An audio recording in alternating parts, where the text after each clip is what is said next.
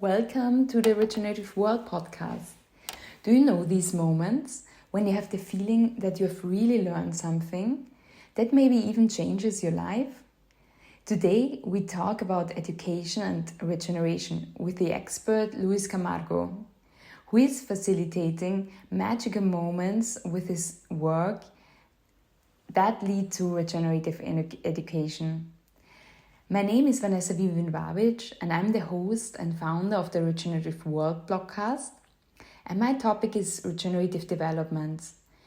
I work on projects in the fields of tourism, building, agriculture, and in all these industries I see that capacity building and education is the key to bring regeneration to life. Today I'm in Bogota, in Colombia, and I'm very happy to talk to Luis about regeneration and education, two topics that are essential to develop a world and a life that we really want to live. Luis is an international expert in regeneration and focuses his work on reconnecting youth with nature and people for over 25 years. He is the founder and director of OpEPA, the Organization for Environmental Education and Protection, which is a non-profit organization registered in Colombia and the United States, and focuses on nature-based and regenerative education. He's regularly speaking about regeneration, nature-based education, social entrepreneurship and innovation all around the world. And he's the vice chair of the IUCN Latin American Commission on Education and Communication, and he's Ashoka and Salzburg Fellow and World Economic Forum Young Global Leader. I'm really excited to dive today into the topic of regeneration and nature-based education. Hello, Luis. Thank you very much for being here with us. Do you want to start with telling a little bit about yourself and why you started to engage in the field of regeneration and connecting people with nature? Sure, and thank you for having me. I'm really privileged to have you in Colombia, so welcome. And for me, regeneration, really as a word, came in just a little over maybe 8 years ago. But before that, I think the alignment always occurred. And my work started, I actually studied engineering, mechanical engineering, and I did a master's of fine art. So usually when people look at me and say, what did you do? I say, no, don't worry, I'm confused. Because I think the essence of systems thinkers and regeneration is precisely that. You're allowed to be confused in quotes. Considering that, I jumped from something that was very logical, very practical, very focused at our systems, like engineering, but I didn't fit there. So I went to my other side, which was creative and dynamic and more arts oriented. And in that exploration, I realized, that for me, the purpose of my life and the purpose of what I had to do was not about working for someone or for a company or stuff like that, but it was about more finding purpose. Or like I remember in my personal search finding my duty. And I realized after some time when I finished my master's trying to think and build an action plan, and I realized my duty was to create opportunities for people to connect as I had in my life, because I realized that not my academic or my schooling was not the most important thing I had received, but I had received the opportunities that my country and my family had opened to me to be able to connect with the world, to connect with nature, to connect with other cultures, and to really learn to learn. So in that moment, my passion also was very aligned with the increasing awareness of the environmental situation.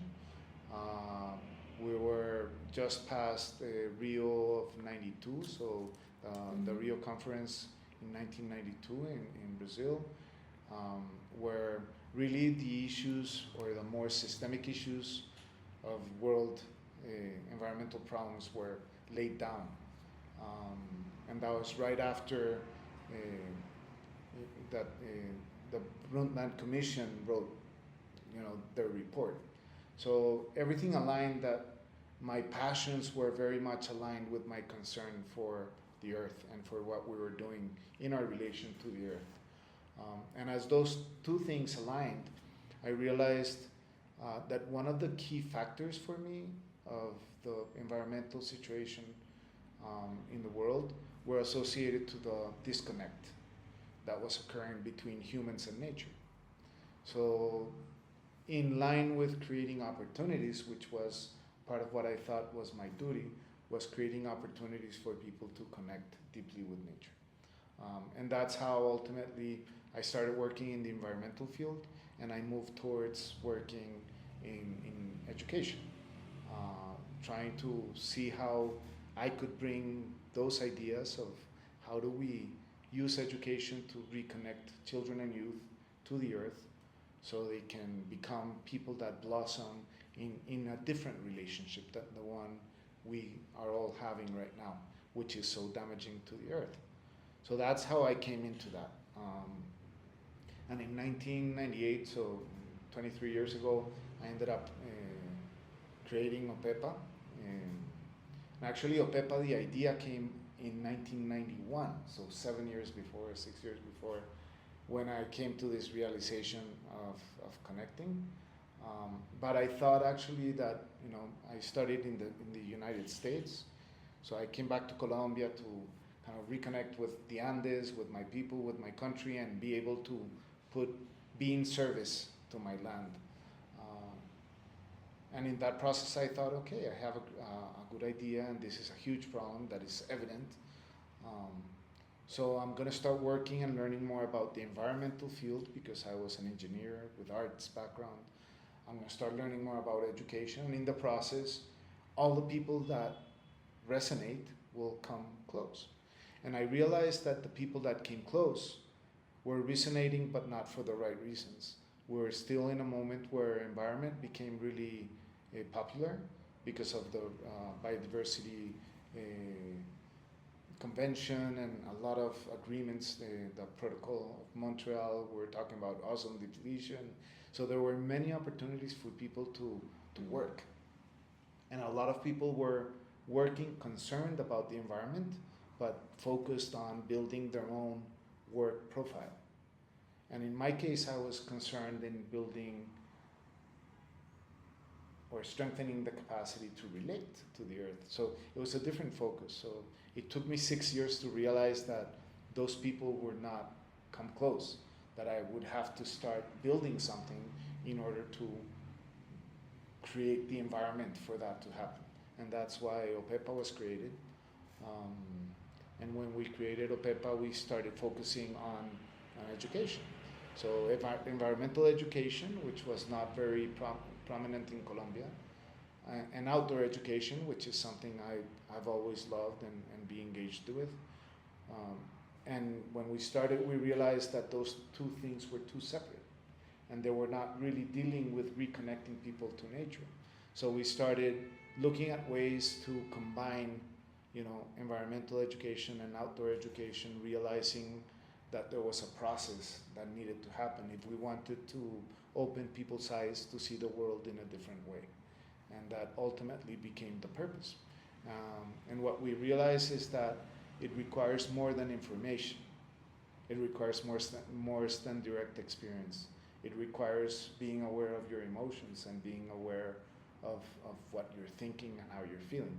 So we actually created a system where we work with those three steps, let's say, or stepping stones in learning, where we relate information, academic information, with direct experience in nature, and with really focusing at the emotional learning associated to that process, and taking advantage of the magic of nature, because nature as a learning environment not only brings knowledge, it is a teacher.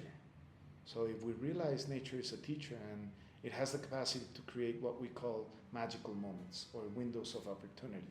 So if, let's say, you're with a group of students and you've been working both in the information or knowledge, in the experience, hiking through the mountains, understanding the mountains, understanding the systems intellectually, but also your body, feeling it, smelling it, and allowing these things to happen, and starting to really use introspection and mindfulness and all these other techniques to understand what you're feeling and what that means, and looking at your relations and the invisible that is around you, you start at least having the conditions to awaken the realization. And that realization comes when there is a window of opportunity. So you're walking in the mountains, learning all these things, feeling all these things, and sensing all these things. And then you come to a moment where nature gives you the gift. And the gift can be a sunset. It can be torrential rainfall. But a torrential rainfall is actually that if you're allowed to experience it fully, it's incredible. It totally baffles you.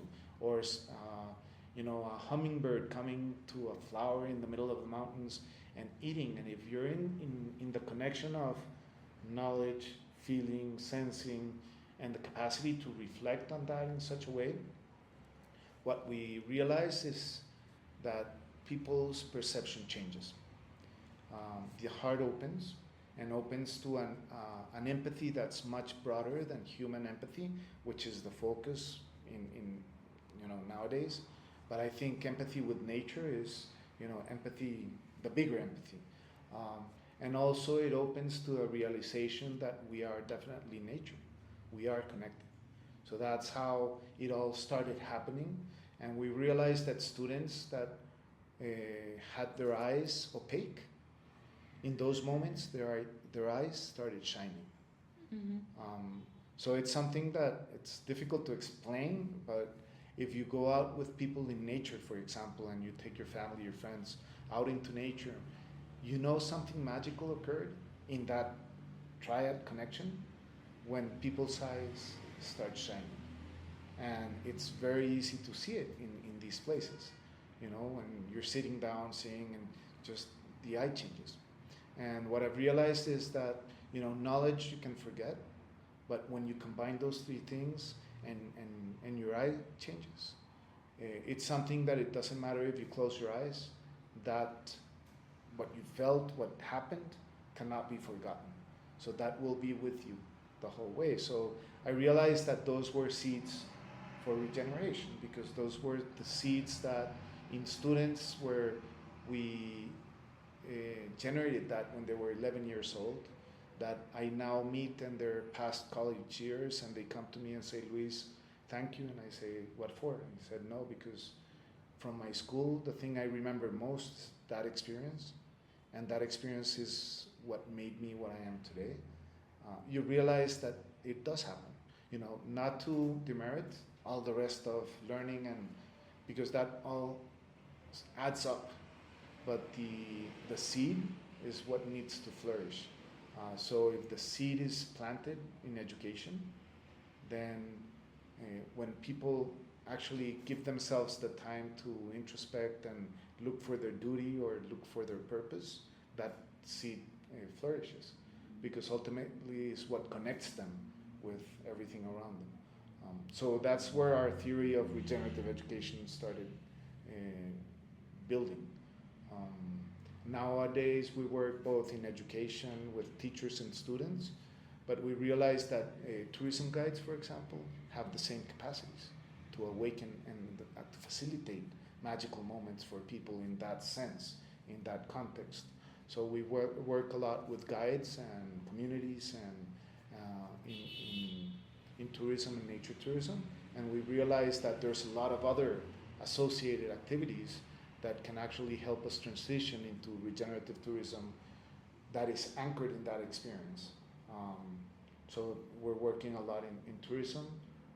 Beyond that, then we've been working in helping communities, entire communities that have realized that they need to connect conservation with restoration with production into a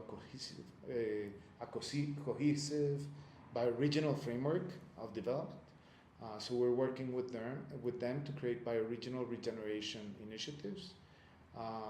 And then the last thing we're now focused on also is the big planetary issues like climate change, biodiversity loss, water issues and soil issues that are in our way of thinking associated to the narratives we have built that allow us to open our hearts, to understand our interdependence and interconnections or not.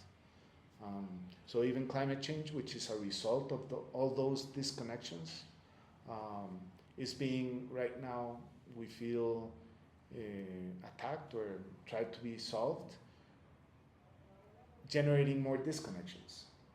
So part of our proposal is how can we look at climate change and start changing the narratives to living system narratives, to narratives that allow people to connect, and in connecting start changing the way they act so they can act regeneratively instead of just cohesion or technocratic solutions that are not changing the way we are.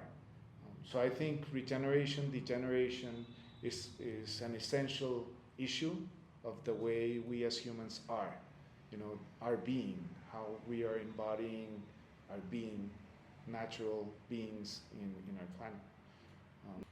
Yeah, definitely. So much for mentioning that actually regeneration is this journey to connection, and it has been already so essential for us, all of the existence of the humanity basically. How do these communities and tourist organizations and also the teachers in the schools realize basically what that they want to move into regeneration, they want to work with you, they realize this some kind of what are their motivation factors? It's different in different spaces.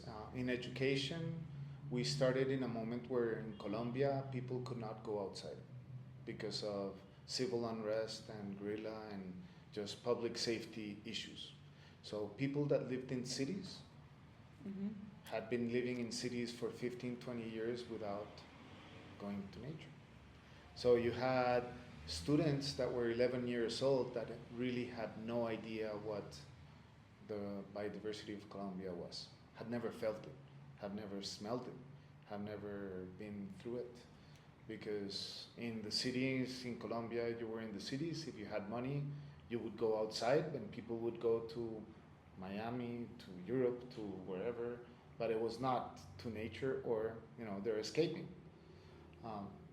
People in rural areas in Colombia, even though they lived within nature, nature was very dangerous because guerrillas were in nature, and a lot of kids that strayed outside their schools ended up stepping on anti-personal mines and their legs being blown and stuff like that, which we worked with communities like that, and it was incredible to seeing people living in the middle of such biodiversity, richness and wealth, and having no idea where they are.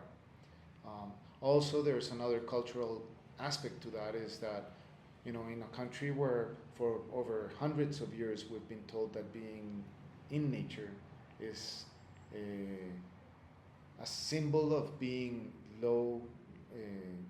lower standard, more savage, less value.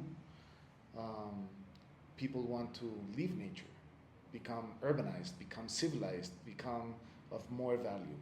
So I think also those narratives that we've had from the colonies and everything else have decreased the value of us as natural beings. So a lot of our countries in Latin America have that stigma, where a lot of youth that are born in nature, even though they have access, they want to leave nature just because they value more being in the city and maybe having other things than actually living within a natural environment. So those two were challenges we found there. So the approach is different because for them, especially the urban kids, we created a motivation to go out and discover some of the beauties in nature to discover themselves, and that was a motivation. So schools started, let's say, using our services, educational services, to do that in a safe manner, to take kids and being able to take them outside the city into natural environments to have a different experience, because kids, parents knew that their kids were encapsulated and they wanted to have them live other types of experiences. And with communities, we ended up, the motivation was different. It was a motivation to activate and empower their local capacities to realize where they are, who they are, and remember the value they have for who they are. Because I think when you remove your own value, then the situation becomes really difficult for individuals. And I think a lot of, let's say, vulnerable and marginalized communities or rural communities in Latin America, peasant communities, a lot of times have suffered this from value degradation from others. So maybe the non-inclusiveness has to do with not valuing people for what they are and who they are and where they live and what they do. So in this case, was working with communities to increase that, that recognition of value and recognize the importance of what they had surrounding them and empower them to act, to protect and to appropriate their place, to let's say reacquire that sense of belonging and that sense of place. So it's two approaches. And the communities, for example, or maybe you have a specific example that what made them come to you and want to do this? In communities, we would usually connect with teachers or people and other organizations that could fund that type of work. So sometimes we worked with organizations that had operations in different parts of the country.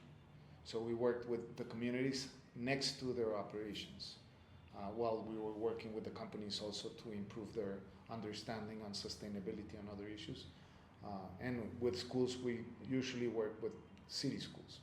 When we go to tourism, it changes, because in tourism, the same issues apply. So you have communities in Latin America that have been undervalued, that do not value themselves, that do not feel a sense of belonging or of value. And if they live next to national parks, many times the national parks have pushed them out of nature, restricted access to nature, into their livelihoods. And then they have all the pressures of, all the companies and people that are wanting to extract from nature, also pressuring them. So they're in the middle of an endless fight.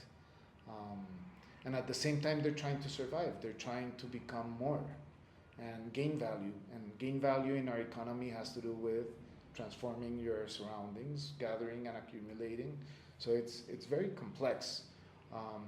So with a lot of these communities that do have some sense of place, but are in this tight, let's say, in this conflict, we start working both with the national park system and the communities for them to, or in a way that we say, the way we say it is, we bring or we give voice to the territories. And that is our anchor. Anchor is the territory's place. So if we allow place to speak, because place doesn't have a voice unless we allow it and we facilitate the translation of that voice. So many times place doesn't speak because nobody listens, because it's not speaking like us. So in this case, we work with communities and all the actors in a territory to bring out the voice of the territory. We do that by creating timelines, history lines that combine, natural history, earth history, the formation of those places, all that science, but combining it with the social and cultural history of place brought in by all the actors that live in the place. So from grandfathers to memories of grandfathers and ancestors, to the present, to kids, to youth, bringing in those voices and trying to build the history of place based on all the voices of like I said, the formation of the earth and the natural sciences, but also the voice of people that are there.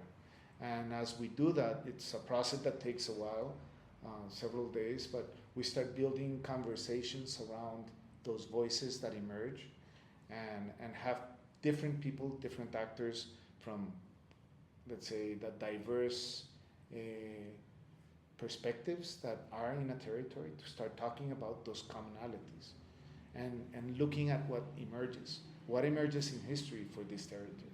What is this territory telling us from the people, from nature, from everything? And that voice emerges. And from those voices, we actually, I say the whole group, because it's actually created between all the actors in the territory, messages start emerging. So we start gathering those commonalities, and those emerging messages start telling us a story of place. And those messages start becoming the voice of the territory, which describes its essence. Once we find the essence of the territory built by all the actors have a different way of relating, not only to the territory, but to the other people that have been involved. Because we're starting to find the commonalities instead of the differences. And I think a lot of the issues we have right now in the world are associated to us as human beings focusing always on what is different, what differentiates us, what is in contradiction, instead of really focusing on what unites us, what connects us, what are our commonalities. And once people start talking about the commonalities, the differences become diversity, but the commonalities become purpose. So it changes. So with communities, we do these processes, and then using this voice of the land, start creating all the messages that can frame tourism activities, that can frame interactions between actors in a territory, aligned to a common purpose.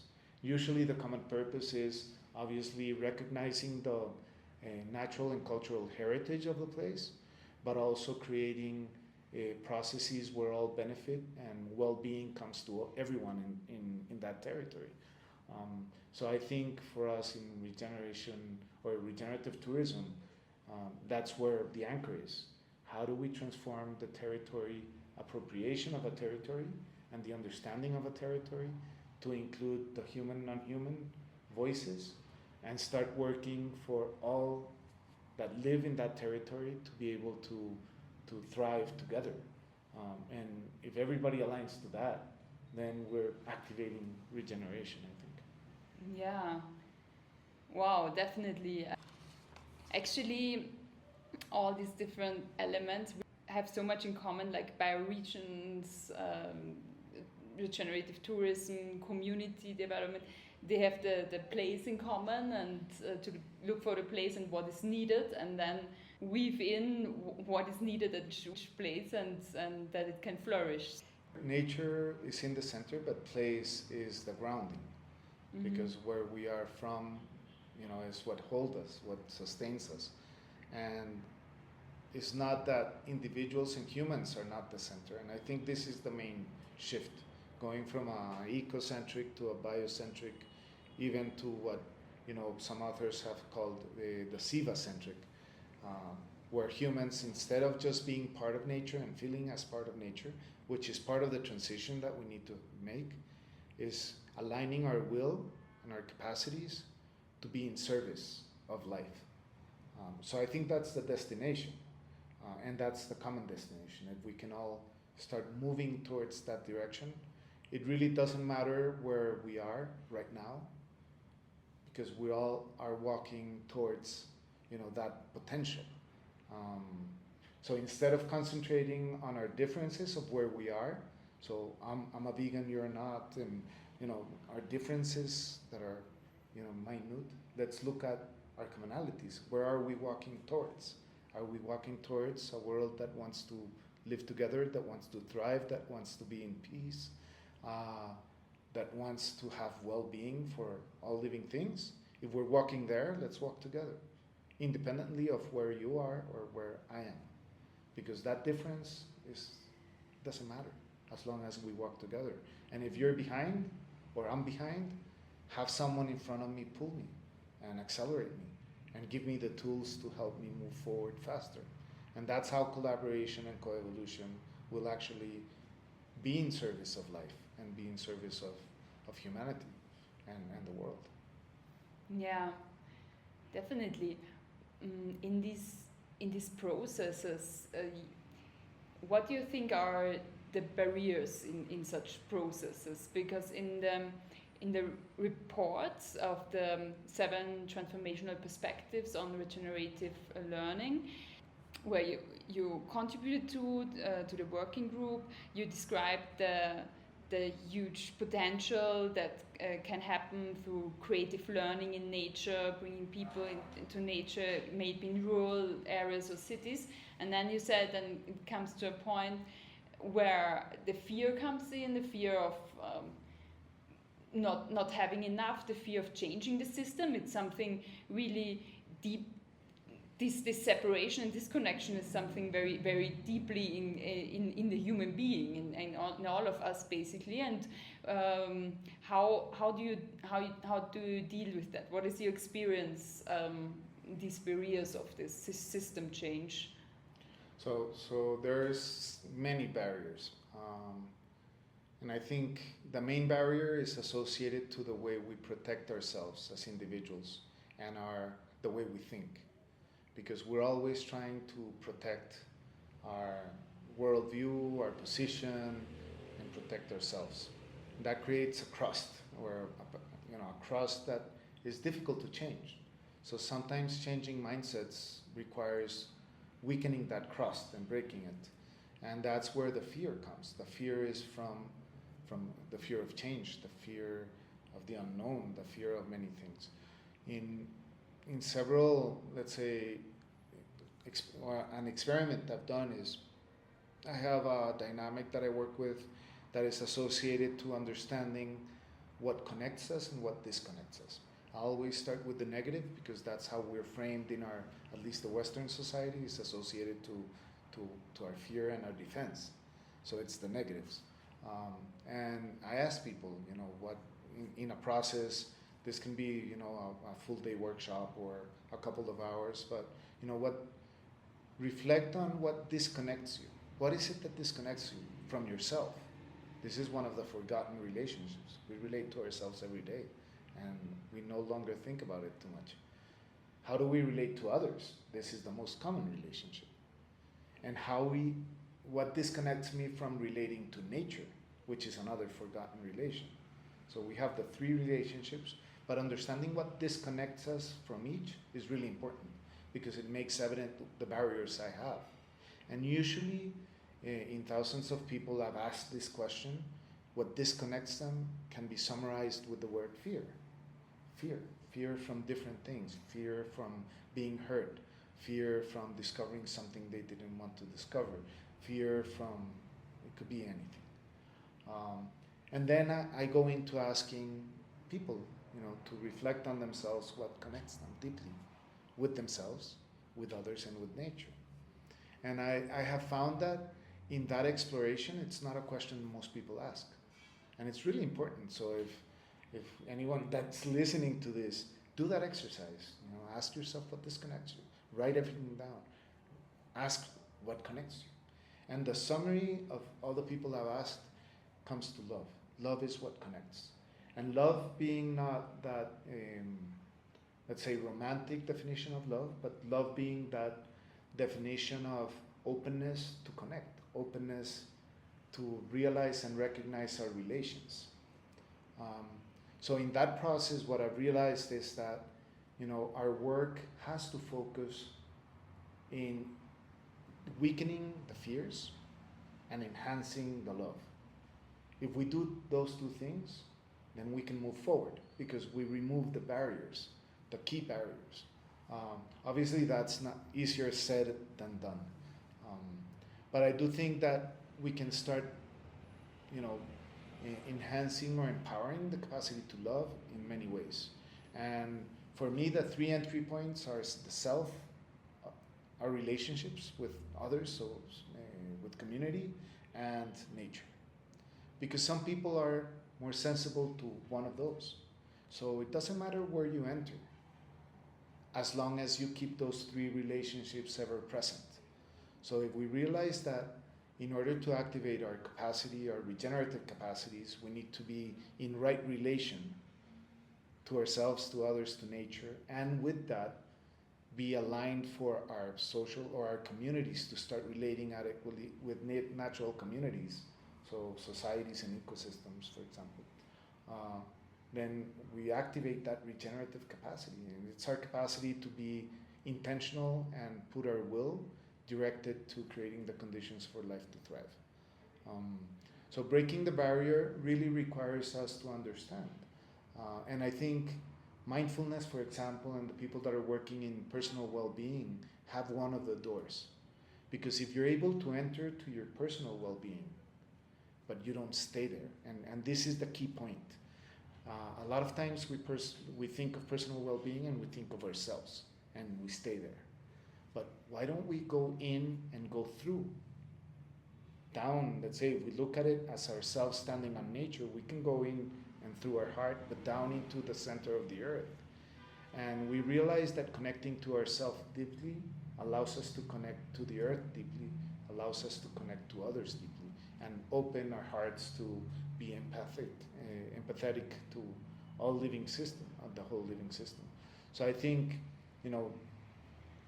working with ourselves is really important, and that's one way of doing it. So with some students and some people, it's really important to bring them into that space where they have never been, to be in silence, to be in reflective acceptance of their own value and the magic within them, to realize the magic without them, outside of them.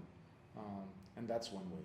For some people, we've realized, especially a lot of times with kids, it's working with nature, because kids in nature flourish.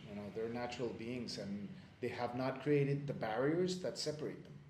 Some have, and we need to break them. We had a student, for example, 11 years old, a girl, and when we made a circle before going into the forest, we asked them to sit down on the ground, and she wouldn't sit down.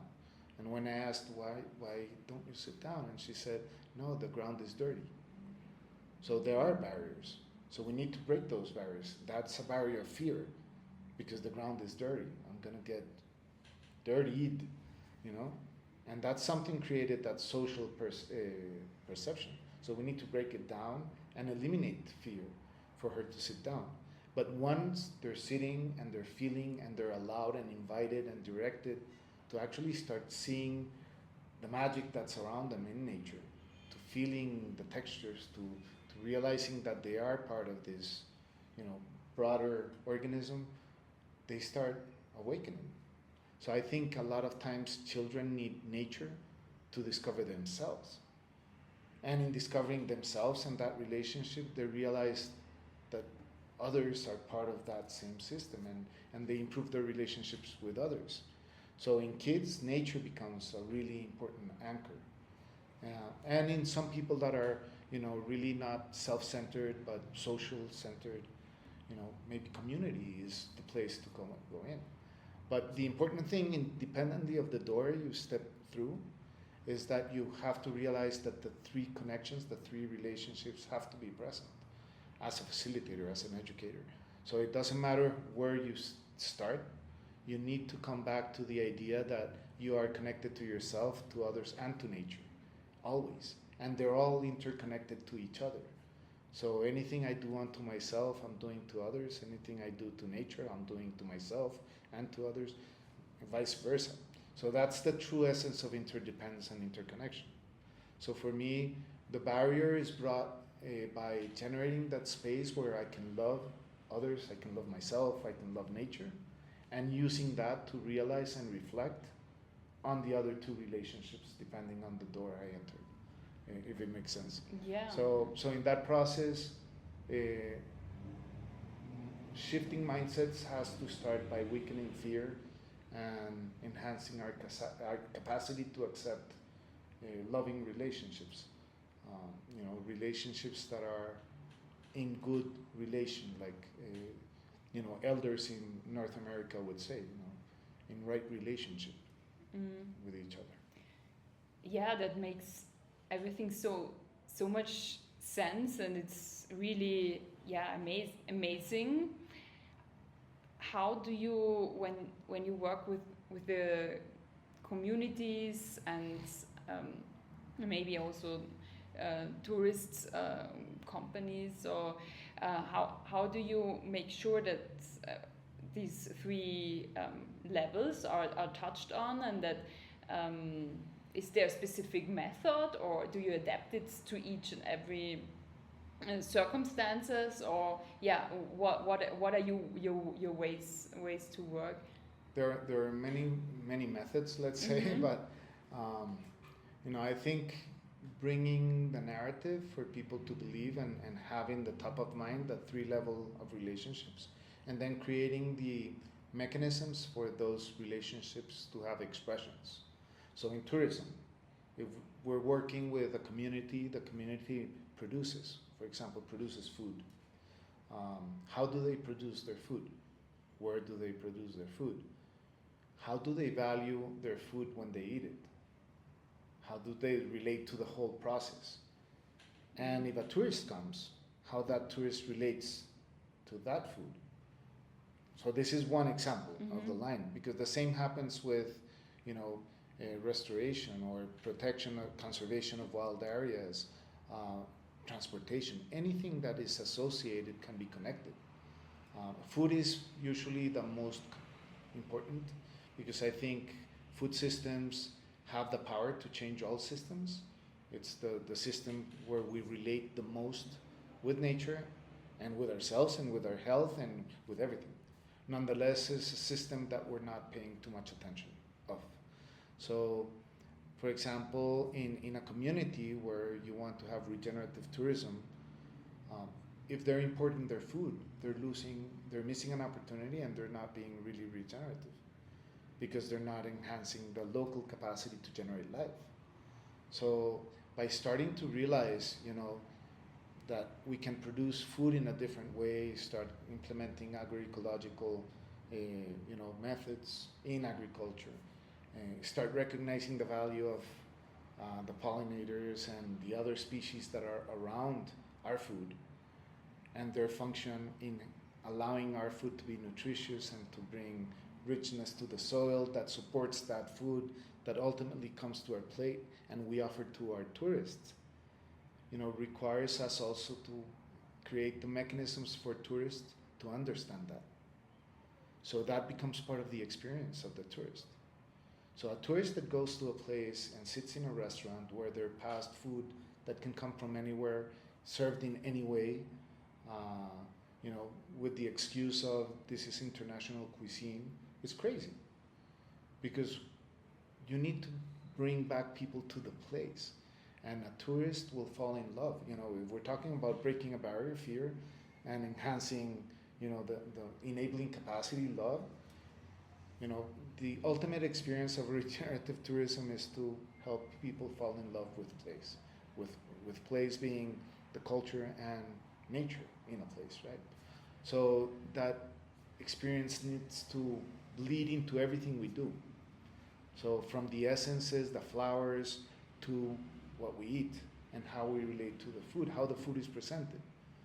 So if the food is presented just as a plate to eat, as a functional system, or actually is it presented in a way where that people understand what they're eating, and maybe the next day they go to the place and smell and touch that soil where that food was produced, and there's a relationship generated to that, and understanding that pollinators and the association of the pollinators with the forest that's next to, it's a common understanding. And I think in tourism it has to do a lot with that, really reinforcing that sense of place and that understanding of the interconnections of everything that's living there, because people can relate to that, and having narratives that reinforce those relationships constantly in the experience that the tourists can have. But that same experience that tourists can have, they can only have it truly if the community is having it themselves. So a person that really understands and connects to the soil where their food was brought that serves that food will have the capacity to express not only in words but also in energy, in passion, in feeling what that food means. So it brings a round or a circular way of bringing sense of place. And I'm not sure if I'm making my sense. Definitely, it's a really good example, like the food system, and it is also naturally connected with regenerative tourism, and you can bring in all the three levels: the self, the relationship to the people. You connect to local people through that, and also to the environment. So, and when working with communities and bringing all people together to highlight all these levels consciously, and working with that, I can imagine that there's a lot of ideas and solutions emerging, starting with the narrative, and from there creating a place that's life affirming for everyone. Yeah. And I think one of the key aspects of this is being able to create the space where everybody listens to understand, not to respond. Because even when we have conversations between a tourist and a local villager, the conversation has value as both listen to understand. If the tourist is listening to protect or to respond, to protect, to reinforce its protection, it's reinforcing its barriers. So how do you frame as a tourist guide, for example, or as a tourism company from the time you offer your product, that framing of openness to allow the tourist to walk into a community with open heart and ears of understanding? Just listen and listen to nature, listen to the local cultures, listen to himself. Because discovery, if being a tourist also, you realize that any journey, any adventure has self-discovery too. And sometimes as tour companies, for example, we forget about allowing space and facilitating and creating the supporting systems for self-discovery, for awakening of discovery of others and other cultures and of nature. And that requires time, requires space, requires silence, requires maybe nudges, nudges that a guide can do, maybe walking to a place and spending a little time of silence. But silence is uncomfortable, generates fear. So that's the barrier there. How do you alleviate that fear? Focusing attention. So you can guide tourists to listen to specific sound in nature. And that alleviates the fear, but allows them to listen. And while listening to that sound of that bird in nature, they're listening to everything else. And they're sensing and experiencing something that they would not allow themselves to experience if they were feeding their fear of silence.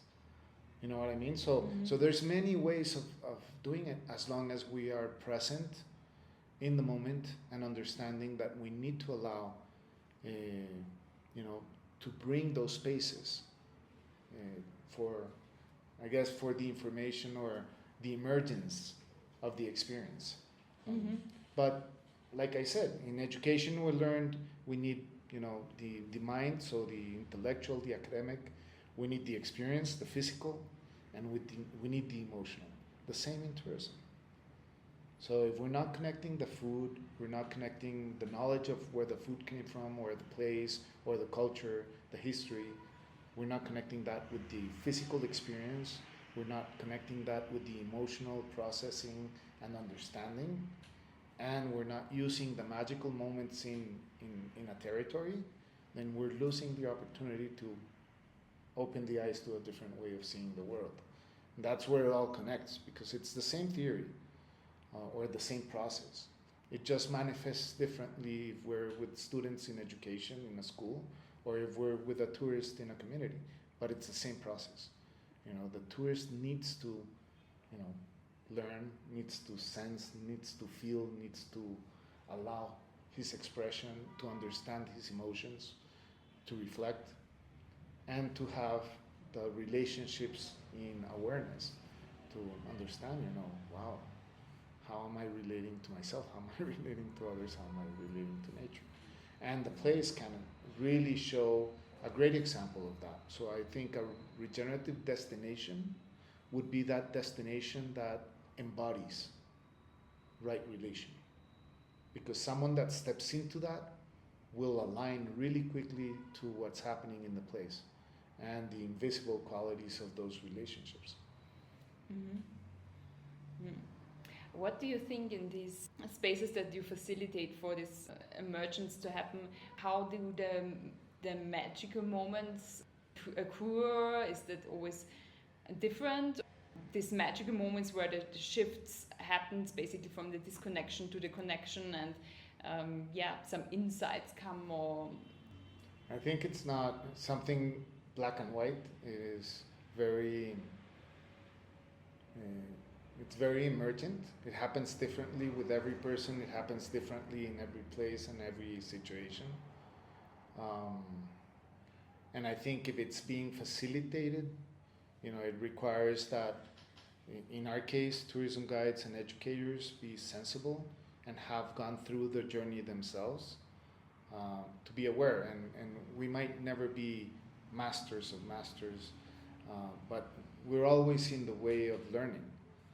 But being aware of what's happening and being aware when fear manifests, to be able to reduce it, being aware where love starts expressing itself, to recognize it and recognize it, is what creates the conditions for that magic to happen. Obviously, if we're talking about nature tourism or nature-based education, what I've realized is that nature provides the moment. You just need to know where to be at as a guide or as an educator, and how to look at things, and how to don't let the turtle happen, which is what this is a catchphrase we use.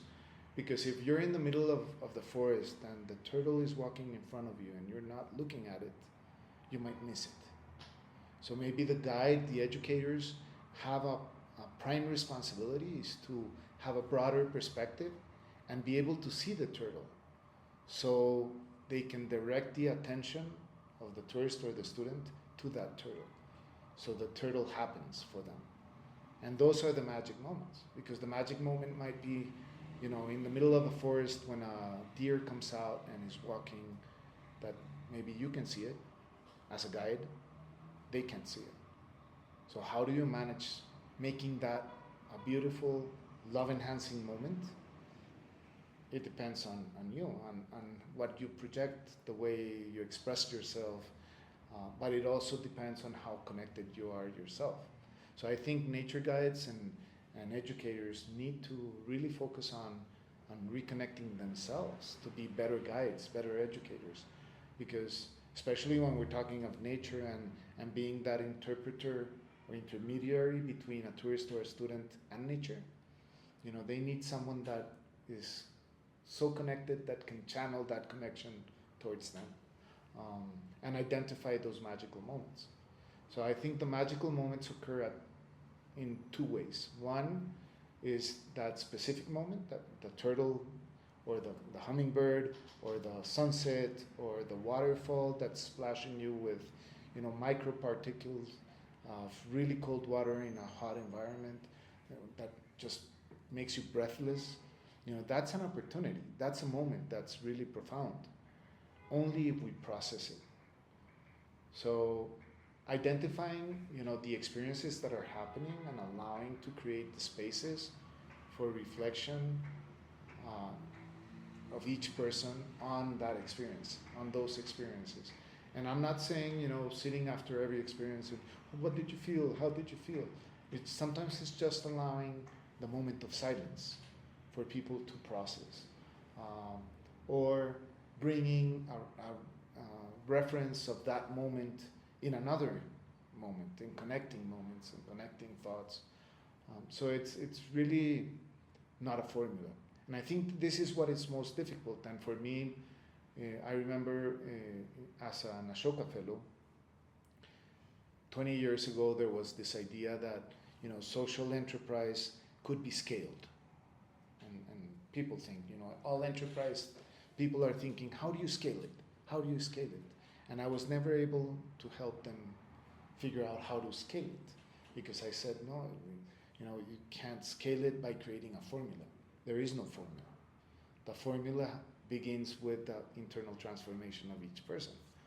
So I think the formula itself is just aligning and awakening and creating the opportunities for people to awaken. So it's like there is a Kogi. The Kogi are in the Sierra Nevada, Santa Marta, in the north of Colombia. It's an indigenous community. And obviously, one of the stories I've heard is that, a light is not made brighter by shining brighter. It's by shining in more places. So if you have a candle, you can try it out. One candle shines one candle. And you can try to make that candle as big as you want, but it will not shine too much more. The only way to make that light shine a lot is finding thousands of candles and lighting them up from that one candle. So this is and if you look at it, this is the regenerative principle. One candle has the light capacity to light 1,000,000 candles, because you share, you collaborate, you connect, you share the creative powers, you fall in love. And in that sense, you start building, a light power of 1,000,000 candles, not one candle. Mm-hmm. Our system, our current Western mentality is that the candle needs to become bigger, to shine brighter, because it's me, the candle. Maybe the regenerative idea is we need to help everybody shine strong, and that way we shine collectively. So this is why it's very difficult to create formulas, because each candle shines as the individual candle. So diversity is not, this is where diversity becomes a superpower. And biodiversity shows it. You go to an incredibly biodiverse ecosystem like you'll see in Colombia, in the Chocó, in the Pacific coast, or in the Amazon. And it's systems that have become what they are in terms of, mega diverse, but they thrive. And they thrive in diversity, in difference. Because everybody within that system has one direction. The direction is to create the conditions for life. So if life creates the conditions for life, diversity is an asset. In our systems, human systems nowadays, we're trying to make everybody the same. So it's a contradiction. I think maybe the formula is look deep into nature and try to replicate it, try to emulate what nature does, and you'll start blossoming into regenerative ways. There's for sure a lot of different aspects, and actually the comparison with the candle is really, really beautiful, and it actually reminds me also of education and the power of education, when regenerative education, because we share it via education with so many people, because alone one person cannot create a regenerative system. We need to a lot of people come together, and that's also what's the enjoyable process in it. And so basically your focus is education, and you have so many different ways you talk about nature-based education, regenerative education, weaving. What is the difference between of them, or what do they have in common? How do they relate? I think the commonality is that direction, the relational approach, the three-level relational approach that I mentioned, that is a commonality. I think when we talk about nature-based educations, are all the tools that help us bridge nature into education and education into nature. That is what we're talking about there. When we're talking about education for regeneration, it has to do with nature-based education, because ultimately that is one of the most powerful ways. We are natural human beings, and we're natural beings. we're humans, but we're mammals. So more than humans, we're mammals. So we are nature. So ultimately, for us, nature-based education is a concept that is transitional. It should disappear. Education or learning should just be learning, and it should be nature-based, I think. Yeah. So nature-based is just a way to start bridging the current educational system towards a system that embraces nature as a learning environment, as a teacher, and as knowledge, and helps, transform the system. Education for regeneration, in my way of thinking, is more than an approach. It's a concept that allows us to think on what aspects of learning and facilitating learning, so educating, can bring or awaken that regenerative capacity. So education for regeneration has to do with how to, through mentoring and facilitating learning, I can bring, or I can strengthen and highlight and make or bring the potential, the relational potential with the self, with others, and with nature constantly, and make that present. And for me, I've been working in education for regeneration right now. There's a lot of programs associated to practices that are associated with let's say, university and master's programs that are focused in regenerative agriculture, regenerative this and that, regenerative economy, which is practice oriented. But I think we are missing one part, which is what I'm most interested in, is what happens to the body, and is the body actually learns for regeneration or not? Because if we go to college, we're talking about the mind. We're not talking about the whole system. We're trying to help people understand practices that are enhancing regenerative processes in nature and in the world, and maybe social and environmental. But if you look and if you talk with any of the people that are working in regenerative education, in higher level education, they always mention that they need to unlearn, because there's a lot of learning that is not, it doesn't function. So in that way of thinking, I realized that, and from the experience I had with my two daughters, one is now 13, the other is 18, but we learned in nature with this approach that I've been working with. And I realized that, learning more and more about neuroscience and neuroplasticity and all these other things that I really had never paid attention to. I realized that when kids are born, there's still so much development to come to them. If that development comes in a room with 4 squares painted in white, it's very different than if it comes immersed in a forest with leaves moving, pushed by the wind, light flowing in different directions, with the smells and everything that happens in nature.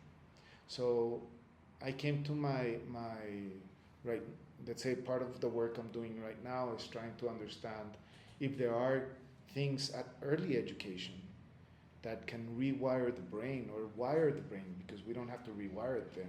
It's wiring itself up in the first 6 years to actually wire to be systemic in understanding, in perception, to be able to see the invisible, the relationships and the interactions without having to learn to see them, because they're building their perception system, their nervous system, based on that perception. And I think there is. I think when kids are born and are guided in the learning process with very high exposure and access to nature and to love and to many of these things that are not focused on generating fears, they build their system differently. So when you speak to them and you start learning more academically in, let's say, in K and primary schooling, you can bring in different aspects of relational learning very differently to what we do today, because they're already wired to understand the relations. They're wired to understand organic relationships in nature. So for me, I think right now, if I talk about education for regeneration, it has a lot to do with that early years. How the development in the early years relate to our capacity to activate regenerative capacities, to create the neurological framework for our bodies to be in full connection with nature, with others, with understanding relationships and focusing and seeing relationships more than just seeing the individual objects themselves. Yeah. And this is what right now I'm focusing on in education. But I think that's all connected to then learning to connect deeply, awakening the naturalist spirit, and learning to act regeneratively within the context of our current world. Because I think that is the other challenge is right now we live in a predicament or in a system that has so many rules and conditions that are not necessarily the rules and conditions of regeneration. Clearly they're not. They're very degenerative in their mechanism. We live there, but we can start living regeneratively within a degenerative system.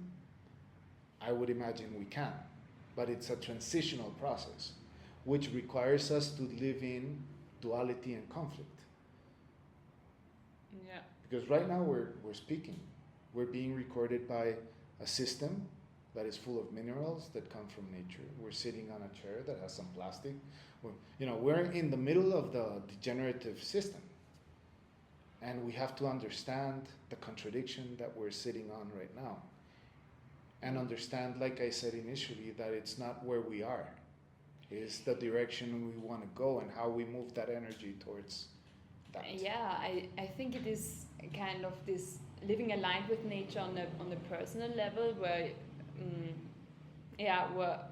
we see the relationships and the connections and creating systems that are aligned with nature, like that are offering basically the quality of life that we are used to, that most of us do not want to leave, like sitting on a chair, recording an interview, having a laptop. So how can we have all that and it's aligned with nature? So it's a contradiction.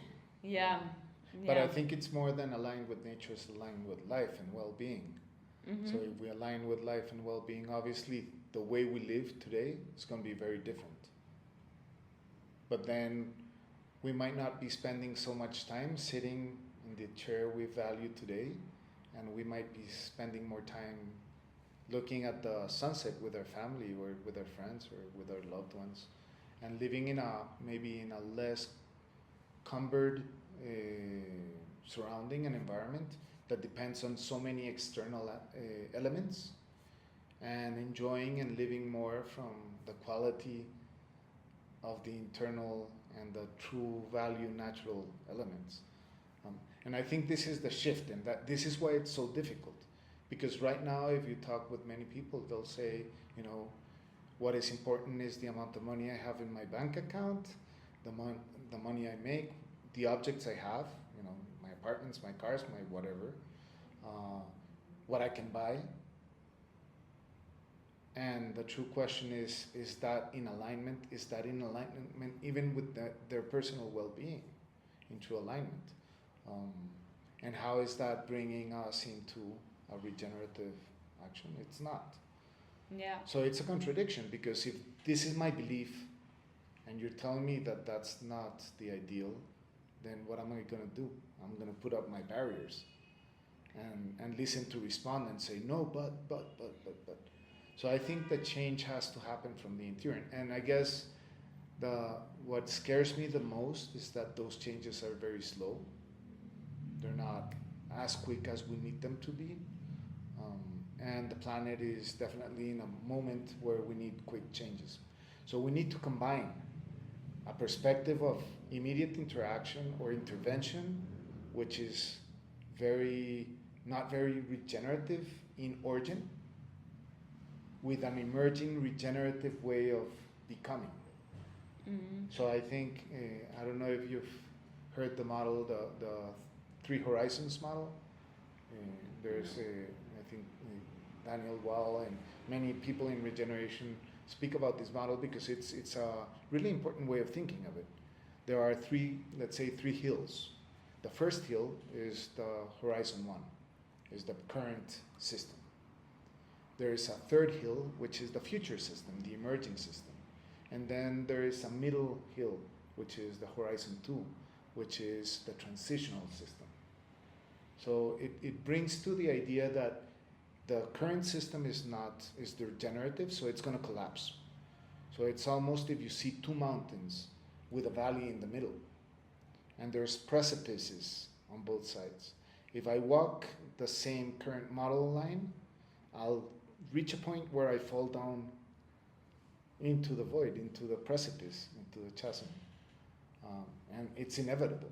You know, the planet is going to start collapsing. It's already showing symptoms that are really complex. And many people currently are starting to fall into the chasm.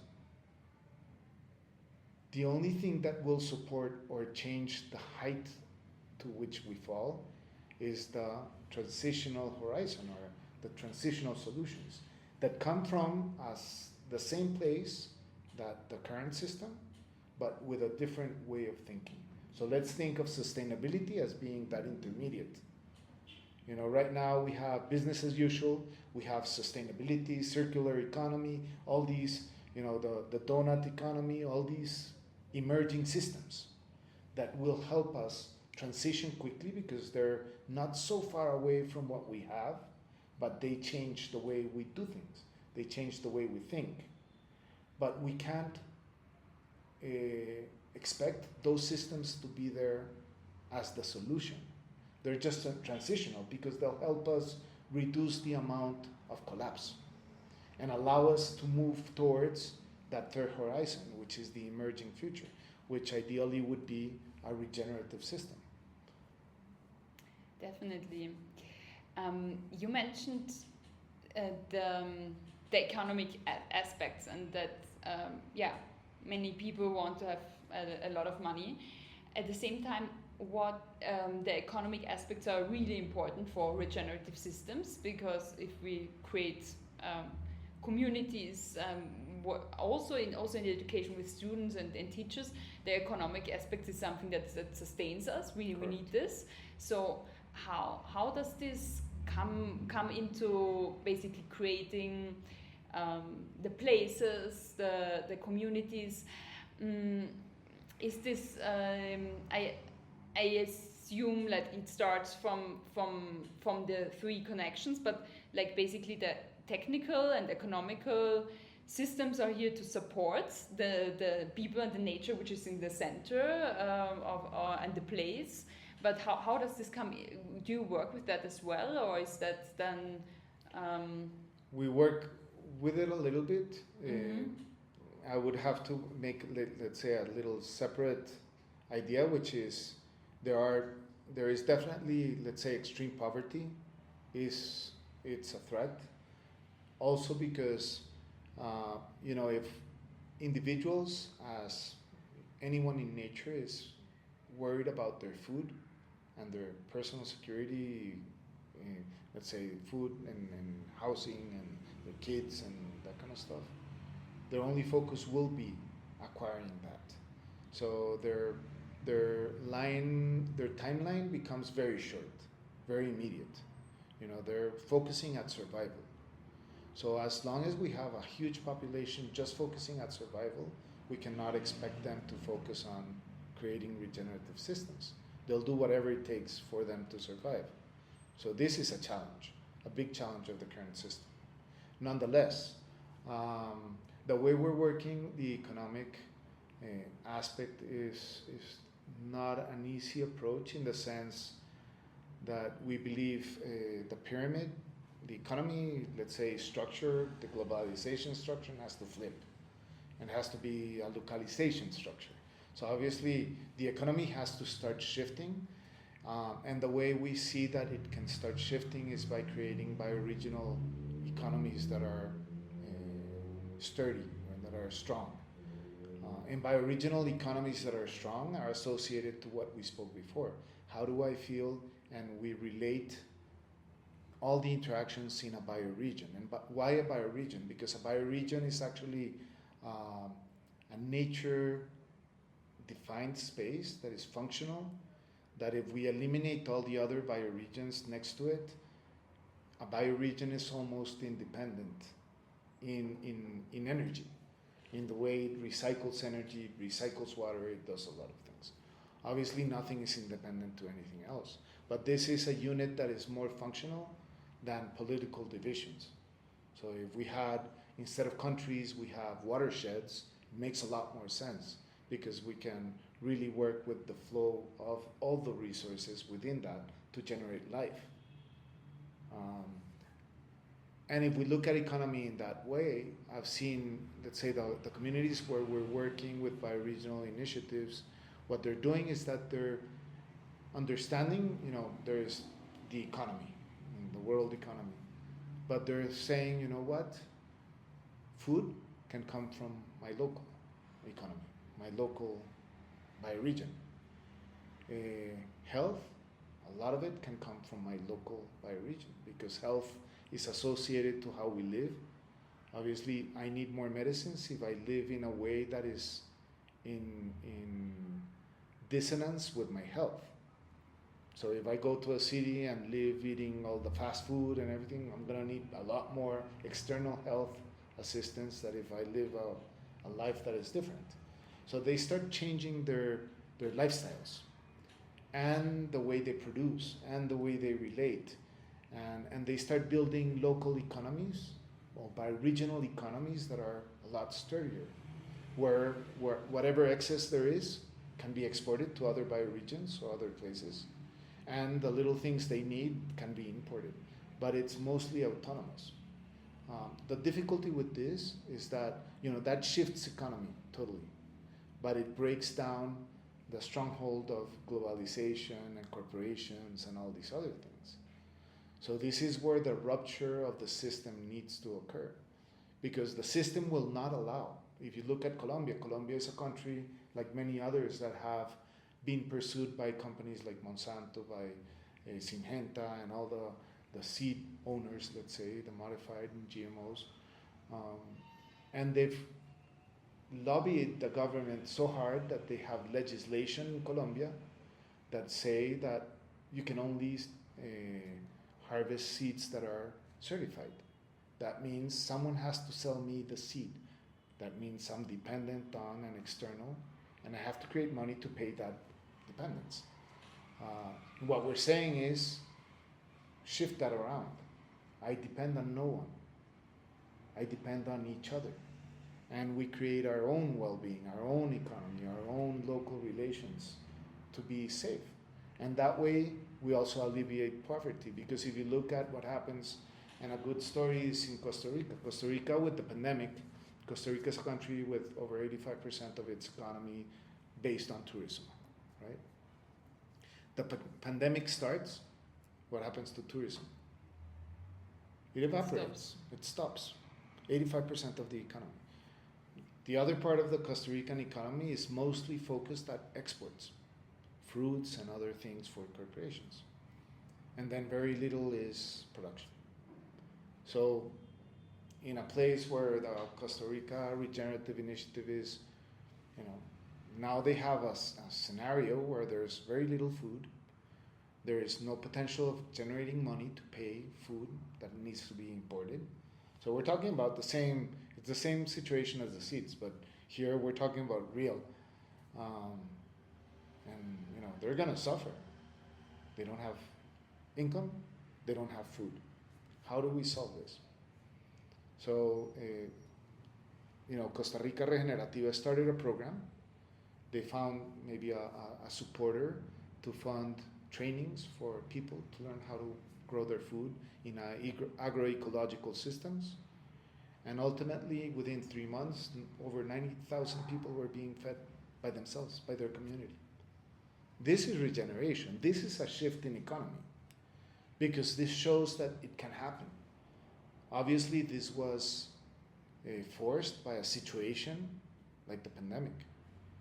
And usually that community might have not voluntarily gone into that process. It's because they were being threatened for their life. And in this case, there was a facilitator to assist. So I think this is the role of regenerators. They're actually bringing those bridges with solutions that allow to shift the system. And as the system shifts, they learn. So this community now learns that they can have healthier food, they can sustain themselves, that they don't need that money for the food. And now the pandemic goes away, tourism starts coming in. The question is, how are they going to integrate what they learned in the pandemic with the reality of the economic system? And can they hold both systems at the same time? And that's where we have to start moving towards, because we can't pretend that our current system will switch from one day to another to a regenerative system. That's not going to happen. It's a transition. But we need to figure out is where are the inflection points to transition quicker. And for people to recognize and realize, wow, in my relationship to land, in my relationship to food, in my relationship to community, is a great solution. And that's what they found in Costa Rica. And now a lot of people are harvesting their own foods, even though they can now buy foods coming from the outside because the pandemic has subsided. Yeah. So it's a good example because the economy can shift. Unfortunately, right now it needs a pandemic to start shifting. And even though the pandemic happened, not many places shifted. I know, for example, in Vancouver, local parks were starting to be transformed into food gardens. So that's a transformation of the system. So let's use those learnings to start transforming. I think we can transform, but it's not easy because we are fixated, maybe a little bit addicted to our current system, and we're in fear of changing the system because at least since I was born, and I imagine since you were born, we've been told that in the world we need to grow, learn, study, work, generate money, try to have more, and become more. So that's the system, that's the narrative that we've been pushing. So we need to change the narrative, that's the first thing, and I think that's starting to happen. And I think the pandemic helped a lot because the pandemic was a window of opportunity. A lot of people felt the need for nature, which they had never felt before. And now they also felt the need for family because they had never been with their family for so much time before. So people are awakening to different things. But now we need to see what are the transitions from our current system to start becoming the new system. And that is the challenge too. So I think regenerative tourism is a great transitional place because it works from bioregions, from local communities that have more flexibility, more capacity to adapt and create new systems than a large city, but also can inspire people from large cities to start shifting their businesses, to start shifting their families' practices, the way they live their lives. And I think that's happening, but we need to step up the speed of transition, I think. Yeah, definitely. So much food for thought and to reflect. What do you think is the most important thing when creating regenerative initiatives and projects? Like projects that benefit the people, the community and the environment and also local economy? I think if I could choose one thing, it would be asking myself the question if I'm in right relation with myself, with others, and with nature. And always include that question. Doesn't matter if I'm making a business decision or a personal decision, what decision, it doesn't matter. Ask yourself, is this decision or is this action helping build my capacity to be in right relationship with myself, with others, with nature? And if I find that in one of those it's not, maybe I have to adapt, readjust, or reconsider my decision. Because only when we start making decisions to come into right relation and make that a habit, will we build a true regenerative system? Because a regenerative system is a system that is in right relation, ultimately. Yeah, yeah, that's so true, and that's really something that we need to relearn. But I think, at least when I see the indigenous people, this relationship, this approach to relationship, it's really their basis of everything, and it's at least not the thing that I learned to ask myself as the first. It's just emerged of my personal interests throughout the last years that I'm asking myself that. But it's true that this is really the most important thing, and yeah. And in that process, I would add is, you mentioned, let's say, indigenous and ancestral communities. I think there's a lot of knowledge there. There have been a lot of mistakes there too. So we can't idealize anything. We have to is bring the learnings from the past, the learnings from the future, and our dreams for the future, the learnings from the present and past, and our dreams for a regenerative future, and put all that together. Mm-hmm. Because, even though there's many wrongdoings today in the world we see, there's many incredible things. And we have to acknowledge, we have to be grateful for all of them. Mm-hmm. There has been good things and bad things in the past and in the present. And we have to be grateful for the bad and the good. Because if we learn from the bad becomes good. And we have to start becoming more aware of all these things without trying to annul or eliminate anything. Everything is positive. And makes me think. The other day, someone asked me, "Okay, if you had the capacity to change anything in your life, what would you change?" A lot of people ask me, "Oh, I would change the way what I studied. I'd change where I was born." And I say, I would not change anything, because everything ultimately makes me what I am. So I have to be grateful for everything, the good, the bad, the happy, the sad. Doesn't matter. That's the learning. And if I use it as a learning to help me enhance my awareness and my interbeing, my interconnectedness, or sense of interconnectedness, then all those learnings are wealth. So in that sense, I think looking at all that is happening and trying to learn from those and implement it today, and always bring it to that question, am I in right relationship? And actually that question right now makes me think of something, before the term regeneration came in. I remember I made a promise to myself, we're talking about when I was 23 or something like that, and I said, I was living my life with happy and sad and really bad moments and good moments. And I realized that I wanted to live my life as tomorrow would be the day I would die. And right now, in this combination, I hadn't connected those two, but I guess what I was thinking to myself is that I have to live a life that is full every day, full in experiences, in relationships, that has no debts to anyone. So that is in right relation.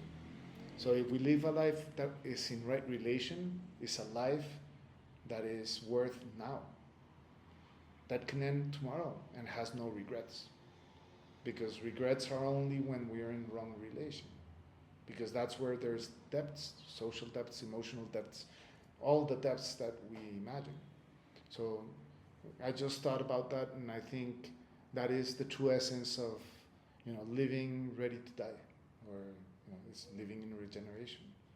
Because you're living in right relation, or at least striving to be in right relation as much as possible. Yeah, definitely, yeah.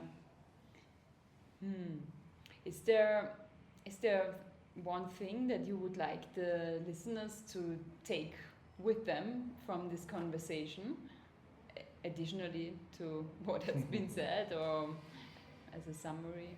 No, I think,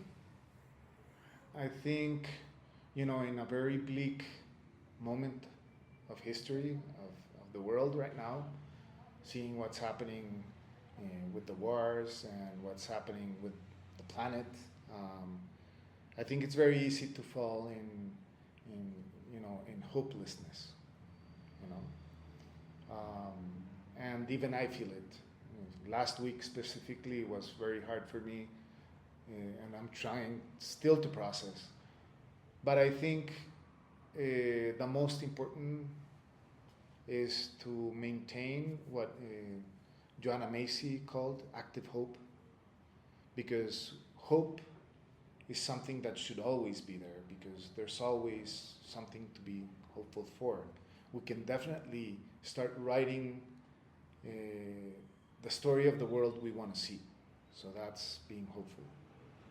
But active hope is starting to act to create that world. So if we think about regeneration as coming into right relation and everything we've spoken about, but every day we activate our hope and become active hopers. So it means that every action we do is an action to build or to create that world we want to see,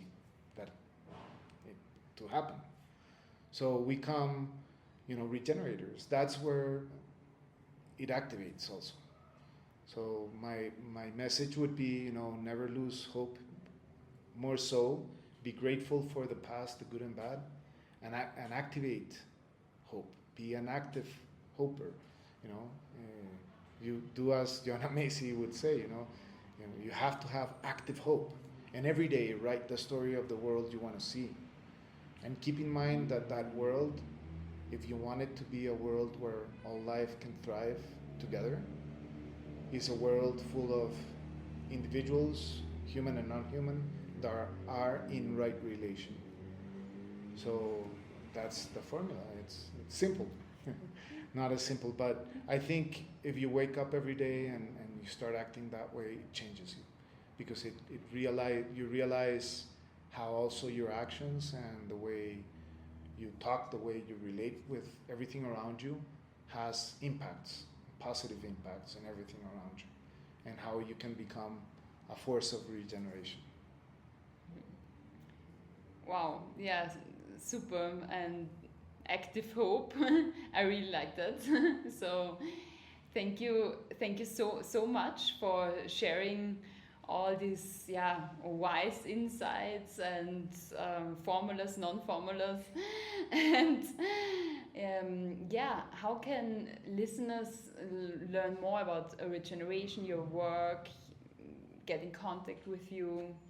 Well, you can look for me in social media as Lobo de las Nieves, which is Snow Wolf in Spanish, and I'll leave you the name, or OpEPA, OpEPA, in any network. We're there, and you can message us or connect to us through our website. If you look for OpEPA, you'll find us inevitably. Yeah, I will. Yeah. We will show that in the show notes, definitely, and I'll give you the websites. Yeah, thank you so much. It was very inspiring, food for thought and active hope. Thanks for doing this work, because I think this work definitely feeds our capacity to become active hopers, to start writing, and being inspired to create the world we want to see. And feel that it is possible, because I think it is, and all the experiences you showcase and you're going to visit are a show of this. People are doing it, but they have to do it. Thinking about it won't get us there. It's acting on it. Thank you. Great. Thank you. Wow, I'm still feeling very touched, inspired, and moved, and so grateful for so much wisdom for all life. It's really relevant for the personal life, how we live up and how we work, our projects and all of it. I hope that you got inspired as well. And if you want to learn more, visit the social media channels, the website and the podcast that you see in the show notes, and feel free to reach out to me if you want to co-create or learn more. Stay tuned for the next episode, which will be about regenerative community and tourism with Laura Del Valle. Thank you very much and see you soon.